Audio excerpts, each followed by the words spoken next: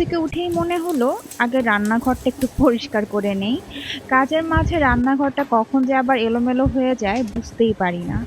সকালে নাস্তা শেষ করে মেয়েটা স্কুলে যাবার পরে ভাবলাম একটু সময় আছে, এখন একটু রান্নাঘরটা হালকা পাতলা পরিষ্কার করে নেই। ঘি এমন একটা আইটেম যেটা আমার প্রতিদিনই লাগে।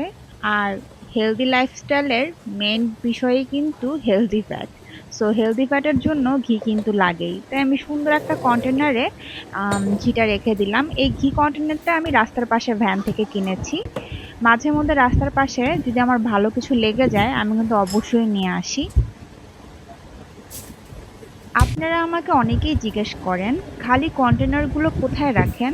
আসলে খালি কন্টেনার বলে আলাদা কোনো জায়গায় আমার নেই।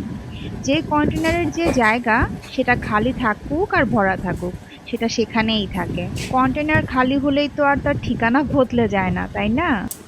ছোটবেলা থেকেই আমার মাছ একটু কম পছন্দ, কিন্তু সমুদ্রের মাছ হলে সেটা আমি খুব মজা করে খাই। কক্সবাজারে গেলে বলতে গেলে আমি সবসময় খালি সমুদ্রের মাছই খেতে থাকি, কারণ খেতে আমার খুবই বেশি ভালো লাগে। তো আজকে আমি সমুদ্রের পোয়া মাছ রান্না করব। এই একটা মাছ যেটা আমি ভাড়া ছাড়া রান্না করি। আর মাছটা যদি ফ্রেশ হয় তাহলে খেতে কিন্তু আরো বেশি মজা লাগে। তা আমি এখানে পেঁয়াজ রসুন ভেজে তারপরে যাবতীয় হলুদ লবণ মরিচ গুঁড়া দিয়ে দিলাম। তারপর সবকিছু ভালো মতো কষিয়ে আমি কিছু কাঁঠালের বিচি অ্যাড করলাম। কাঁঠালের বিচিটাও কিছুক্ষণ কষিয়ে নিয়ে আমি পানি অ্যাড করব। এবার আমি লাল শাকটা আগে সিদ্ধ করে নিয়েছিলাম, এখন কাবুলি ছোলা দিয়ে পেঁয়াজ রসুন আর কাঁচামরিচ দিয়ে বাগার দিয়ে নিচ্ছি।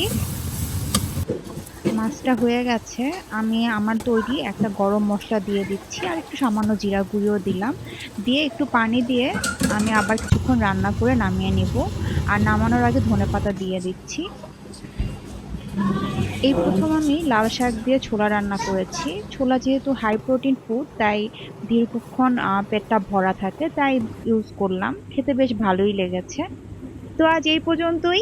আল্লাহ হাফেজ।